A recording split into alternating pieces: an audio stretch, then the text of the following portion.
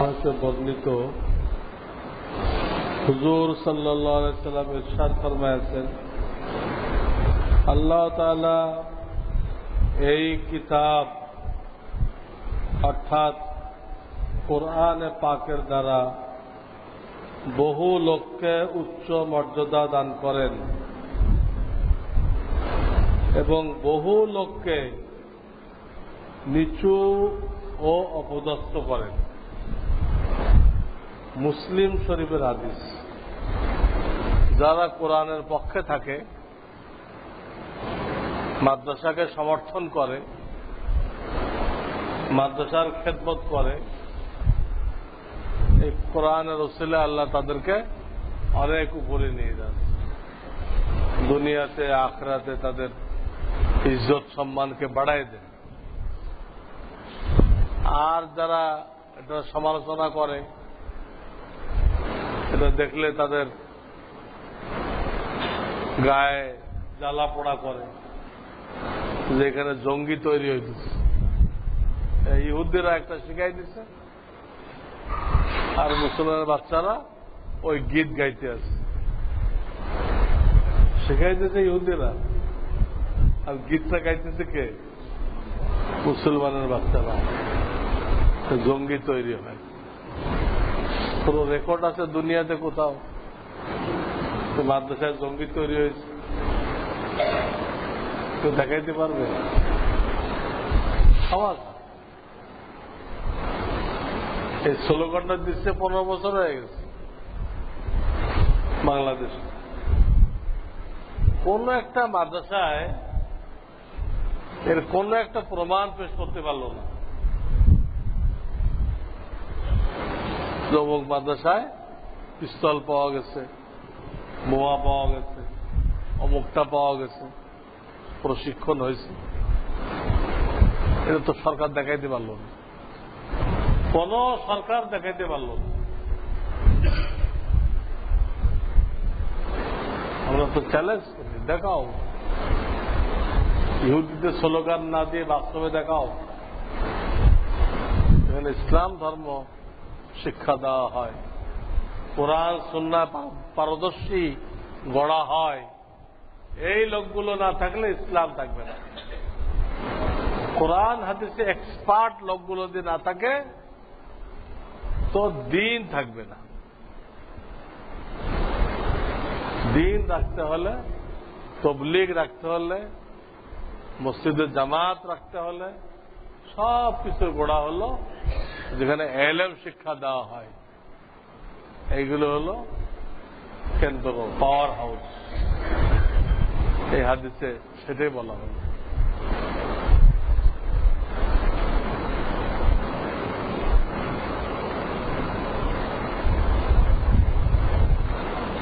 গরু বা ছাগল কোরবানির পর চামড়া ছাড়ানোর পূর্বেই ওই চামড়া বেচা কেনা জায়েজ আছে কিনা? জায়েজ নেই। চামড়া যতক্ষণ খুলে আলাদা না করা হবে সম্পূর্ণ, ততক্ষণ বেচা কেনা করা জায়েজ নেই। ততক্ষণ শরীয়তের দৃষ্টিতে মালই হয় না। আগে খুলতে হবে। যদি আপনি নিজেও চিন্তা করেন, কথার কথা শরীয়ত আপনি জানেন না, আপনি চিন্তা করলেন যে কি হওয়া উচিত, আপনারা বুঝে আসবে যে এটা বেচা কেনা ঠিক না। কেন ঠিক না? আগে বেচা কেনা হয়ে গেল, 2000 টাকা দিয়ে চামড়াটা সে নিবে, এখন এটা খুলতে যে কয়েক জায়গাতে কেটে গেছে, এখন নিবে সে 2000 টাকা দিয়ে নেবে। 2 মুসলমানের মধ্যে মারামারি লেগে গেছে। কুরবানি করার কথা জানো, আর 2 মুসলমান কুরবানি হয়ে যাবে।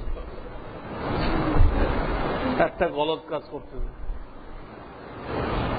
শরীয়ত বিরোধী কোনো কাজ করলে তার একটা খারাপ পরিণতি দুনিয়াতে হয়। এখানে একটা প্রশ্ন আছে, চামড়া খোলা আরম্ভ করবে কখন? কসাইরা দেখা যায় জবাই করার পরে ওখানে বারবার ছুরি বসাই থাকে, খেয়াল করছেন? গলার জায়গাটায় বারবার ছুরি বসায়, তাড়াতাড়ি মরে। এটা একটা নাজায়েজ কাজ। আবার জানোয়ার এখনো নড়াচড়া করতেছে, স্থির হয় নাই, এই অবস্থায় চামড়া খুলতে আরম্ভ করে। এর জন্য মানে তার নাম কসাই হয়েছে। কোন প্রাণী এটা 2 মিনিট দেরি করলে এটা মরে যায়, তারপরে খোলো, এটা তার সহ্য হতেছে।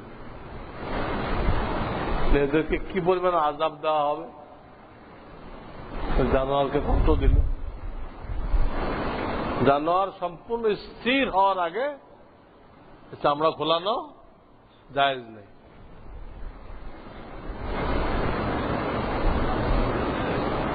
কাদিয়ানীদের কুরবানি দেওয়া পশুর গোশত খাওয়া যাবে কিনা? আমার প্রশ্ন হল, হিন্দুদের কুরবানি দেওয়া পশুর গোশত খাওয়া যায় যাবে কিনা? বলেন, একই কথা। হিন্দু জবাই করলে যেমন খাওয়া যাবে না, কাদিয়ানি জবাই করলেও খাওয়া যাবে, একই হুকুম।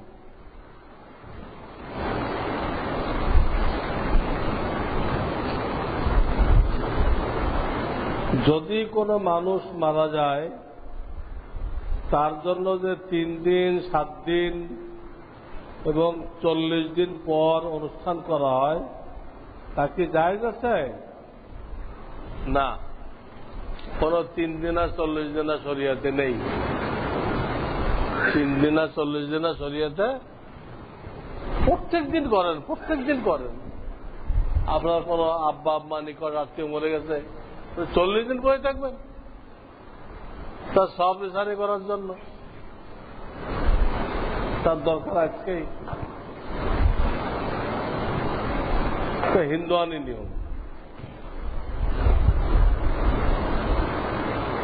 পিতা বা মাতার মৃত্যুর পর তার সন্তানেরা কি অটোমেটিক পিতামাতার সম্পত্তির মালিক হয়ে যায়? এই সম্পদ যদি তারা বুঝে না পায়, তাহলে তাদের উপরে হজ যাকাত ফরজ হবে কিনা? মৃত্যুর সাথে সাথে অটোমেটিক মালিক হয়ে যায়, তারও মালিক বানিয়ে দিতে হয় না। তো এই বাপের চোখ বন্ধ করলো, সেই সব তার ছেলে মেয়ে বিবি বাচ্চা যা আছে চলে গেল। এখন বসে একটা ঘোষণা, সে ঘোষণা দিতে অনেকে দেরি করে, গুনাহগার হয়। মালিকানা তো সাথে সাথে হয়ে গেছে। মিক্সার করে বড় ভাইয়ের ইচ্ছা মতো করা হইতেছে, মায়ের ইচ্ছা মতো করা হইতেছে, সব গলত। টোটাল মালের উপরে বড় ভাইয়ের কি অধিকার আছে, মায়ের কি অধিকার আছে? আগে সব বুঝাও, তারপর তাদের মত নিয়ে যা করার করো। তাদের কাউকে মালিকানা বানানোর দরকার নেই, অটোমেটিক মালিক হয়ে যায়। বলার সাথে সাথে মালিক হয়ে গেছে। আপনি দিলেন না, আপনি হুকুমের বিরুদ্ধে করলেন, আল্লাহর হুকুমের বিরুদ্ধে করলেন। এই হল আমাদের দিনদারি। তাদের হজ যাকাত সব চলে আসবে। স্বামী স্ত্রীর ভরণ পোষণ করে না, বর্তমানে দেখা সাক্ষাৎও বন্ধ। স্ত্রী কি পদ্ধতিতে নিজের উপরে নিজে তালাক নিতে পারবে, বিবাহের বয়স মাত্র 1 বছর, স্বামীর আগের স্ত্রী আছে, কাবিন হয় নাই। কাবিন হয় নাই মানে ওই স্ত্রীকে তালাকের অধিকারও দেওয়া হয়নি। কাবিন হলে তো কাজীরা জবরদস্তি কি করে, তালাকের অধিকার দেয়, খরপোশ না দিলে। কাজে ওইটা দিলে তো সহজ ছিল। ওই স্বামীর দেওয়া ক্ষমতা বলে স্ত্রী তালাক নিয়ে নিত। ওই রাস্তা তো বন্ধ। এখন সুরত হল কোন মুসলিম জজের কাছে সে ওই মেয়েটা মামলা করবে।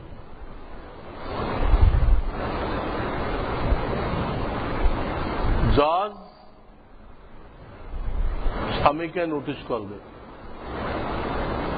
যে তুমি ঠিক মতো খরপোশ দাও, না হলে এতদিনের মধ্যে আমি তোমাদের বিবাহ বিচ্ছেদ করে দিব। বিবাহ বিচ্ছেদ স্বামী পারে আর কাজী পারে, জাজ। যদি নোটিশ পাওয়ার পরে সে খরপোশ দেয় তো ভালো, বিবাহ বহাল থাকবে। না দিলে ওই মেয়াদের পরে কাজী নিজে ঘোষণা করবে তোমাদের বিবাহ বিচ্ছেদ। তখন ইজ্জত পালন করে মেয়েটা চলে যাবে আর এক ঘরে। আর যদি কাজী না পাওয়া যায় তো কোন মুফতি বোর্ডের কাছে এই দরখাস্ত করবে। মুফতি বোর্ড 2-4 জন মুফতি লাগবে, তারা স্বামীকে নোটিশ করবে। নোটিশ পাওয়ার পরে যদি স্বামী ঠিক হয়ে যায় তাহলে, ঠিক না হলে ওই জাজ যে কাজটা করছিল ওই কাজটা মুফতি বোর্ড করবে। আমরা অনেকগুলো বিবাহ এরকম ভেঙে দিচ্ছি। আমাদের যে মুফতি বোর্ড আছে এখানে তারা মামলা করছে, আমরা ছেলেকে নোটিশ করছি, ছেলে আমাদের নোটিশ মানে নাই, আমরা বিবাহ ভেঙে দিচ্ছি। মেয়েকে বলছি ইদ্যত পালন করো, আরেকখানে চলে যাবে। সরকারের বিচারের বাইরে অনেক বিচার আমরা করি, আমাদের কোনো উকিল টুকিল লাগে না কিছু।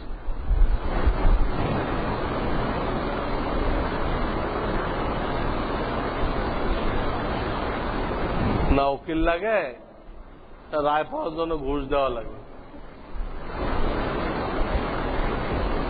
উকিলও লাগে না, ঘুষও লাগে না।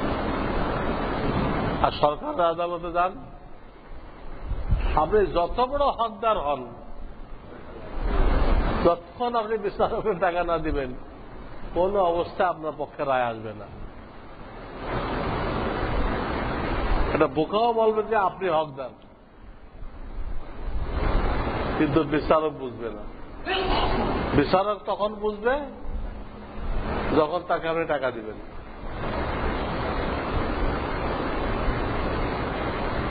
এই হল বাংলাদেশের বিচার।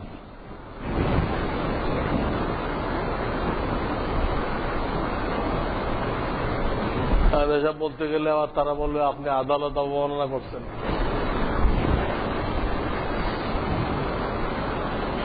তারা ঘুষ খাইলেও এটা কোনো অপরাধ না। হ্যাঁ, আমেরিকার কোন প্রেসিডেন্ট জেনা করছিল, এটা কোনো অপরাধ না।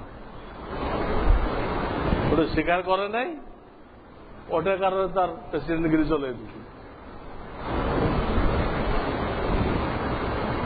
সেখানে জেনা করা কোনো অপরাধ না, স্বীকার করলাম না কেন?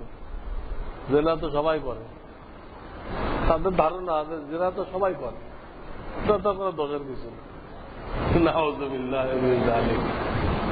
এই হল সভ্য দেশ, এই তো হায়ান জানোয়ারের দেশ।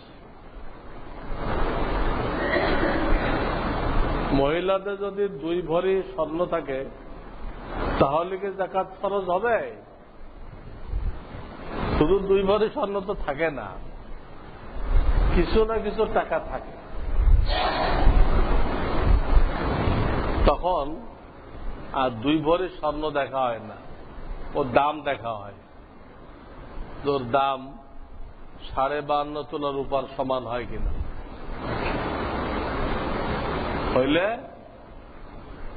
নিসাব হয়ে গেল, যাকাত দিতে হবে। বাবা এবং ছেলে একই সাথে ব্যবসা করে, এখন যে কোনো একজনের নামে কুরবানি দিলে অপরজনের কুরবানি আদায় হবে কিনা, উল্লেখ্য উভয় কুরবানিতে শরীক হয়। এখানে আগে দেখতে হবে যে দুজনের কাছে নিসাব পরিমাণ মাল আছে কিনা। এক ব্যবসা করুক, ছেলেকে কিভাবে রাখা হয়েছে, বাপে যে ছেলেকে রাখছে কিভাবে তা জানতে হবে। অনেক বেতন দিয়ে রাখে, তো দেখা যাবে বেতন দিয়ে হয় কিনা। হ্যাঁ, বেতন দিয়ে রাখে, ওই বেতনের টাকায় নিসাব হয় কিনা।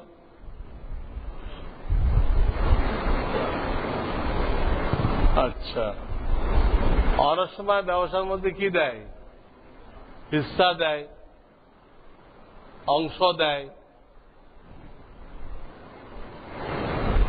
অংশ দেয় না, ওই অংশ সে পাইতেছে, তাদের দেখতে হবে নিসাব হয় কিনা। বুঝে আসছে না? কিন্তু আমাদের বাপেরা তো এগুলো কিছু জানে না, রাখতে হয়, রাখছে। এটা কি দিবে, বেতন দিবে না লাভের পার্সেন্টেজ দিবে, কিছুই বলে নাই। তো এভাবে রাখা তো জায়েজ নেই, উপরে গোলমাল হয়, আগে ক্লিয়ার করে নিতে হবে।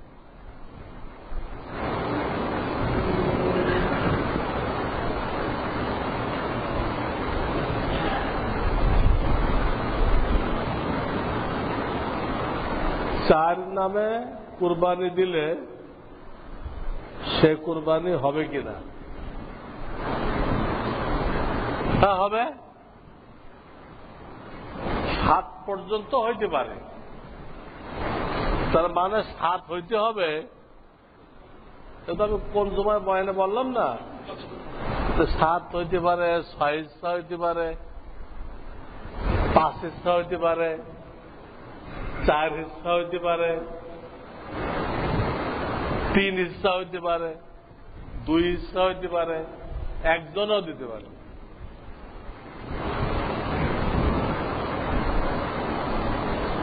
কিতাবে আরবিতে যেসব দোয়া পাওয়া যায় তা উযু ছাড়া ধরা যাবে কিনা? অনেক দোয়া তো কোরআনের আয়াত, অনেক দোয়া হাদিসের, যেগুলো কোরআনের আয়াত, এগুলো তো উযু ছাড়া ধরা যাবে না।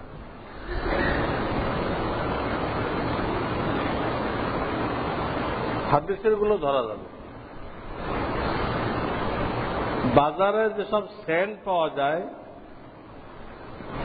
সেটা ব্যবহার করলে নামাজ হবে কিনা? ওই সেন্টের মধ্যে যদি রেকটিফাইড স্পিরিট ব্যবহার করা হয়ে থাকে, সেটা আঙ্গুর থেকে বানানো হয়, তাহলে ব্যবহার করা জায়েজ নেই, নাপাক। কিন্তু সাধারণত এত দামিটা ব্যবহার করা হয় না। ওই খেজুরের রস, তালের রস, হ্যাঁ, গম ইত্যাদি থেকে যেটা নেয় ওটাই ব্যবহার করা হয়, তো সেটা আবার নাপাক না। কিন্তু অ্যালকোহল শুনলেই এটাকে নাপাক বলা যাবে না, আগে জানতে হবে রেকটিফাইড স্পিরিট কিনা এটা।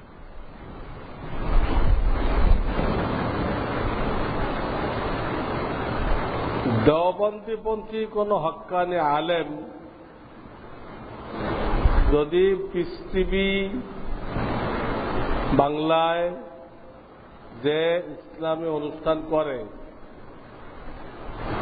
কিন্তু তার আকীদা বিশ্বাস ঠিক আছে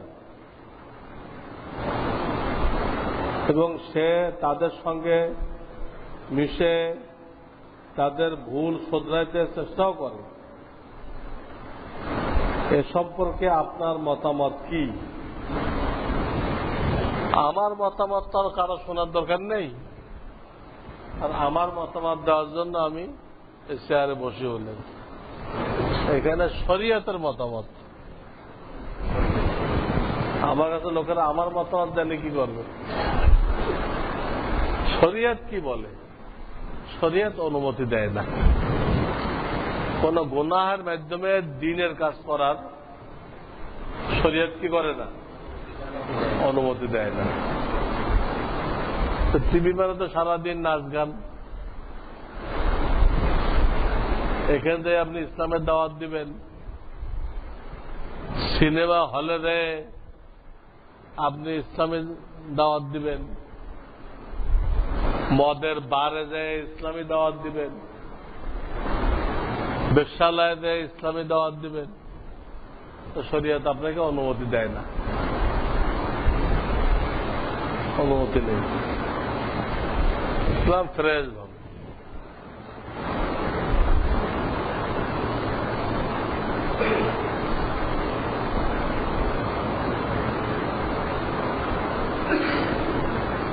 গরমের কারণে আরাফায় চাদর খোলা যাবে কিনা? আজকে আরাফার ময়দানে আছে আদি সাহরা,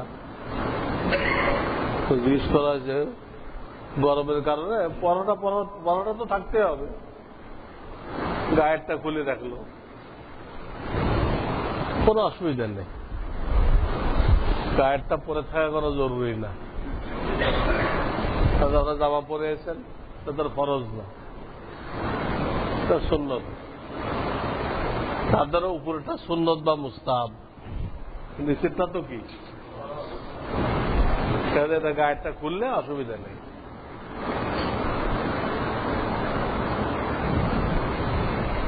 পরিবার পরিকল্পনা বিভাগে চাকরি করা জায়েজ কিনা?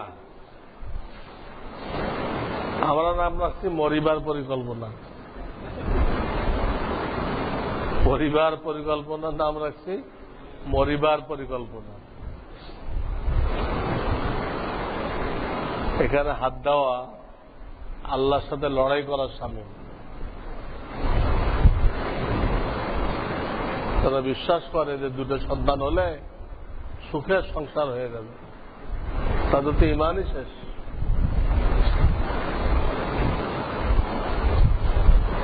দুটো সন্তান নিয়েছিল, একটা ছেলে একটা মেয়ে, পরে ছেলেটা মারা গেছে। ছেলেটা কি হয়েছে? মারা গেছে। একটাই ছেলে, তাও আবার মারা গেছে। এই দুঃখে সারা জীবন দুইজন কাঁদতে কাঁদতে দুনিয়াতে চলে গেছে। তো সুখ কই?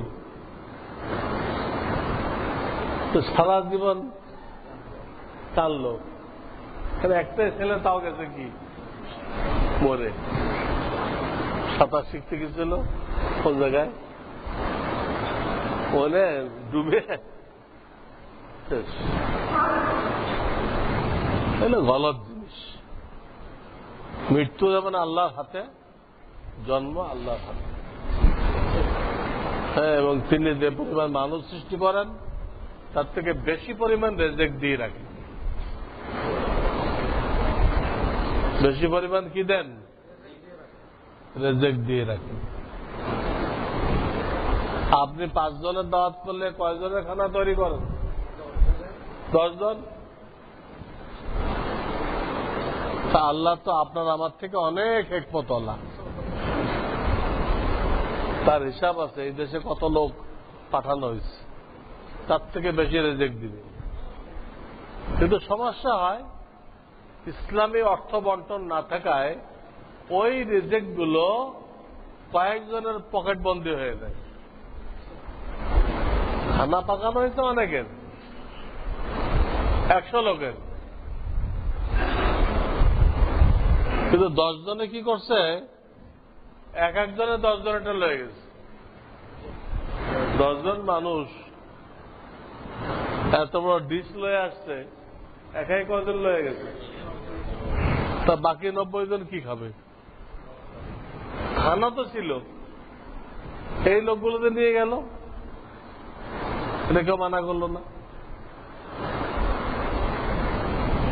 এই অবস্থা আমাদের।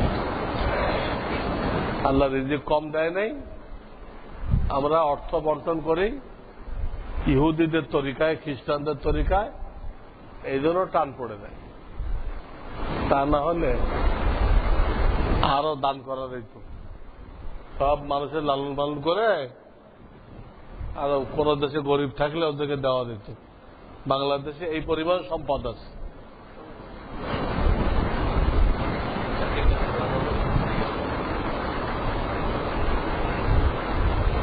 চাকরির টাকা মাকরু হবে।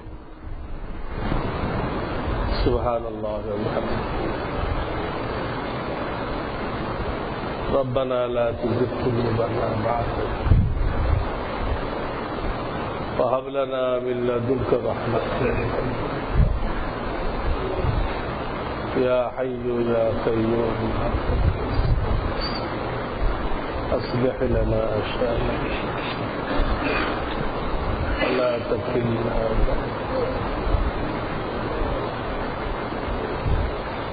سبحان ربك رب العزة عما يصفون وسلام على المرسلين والحمد لله رب العالمين.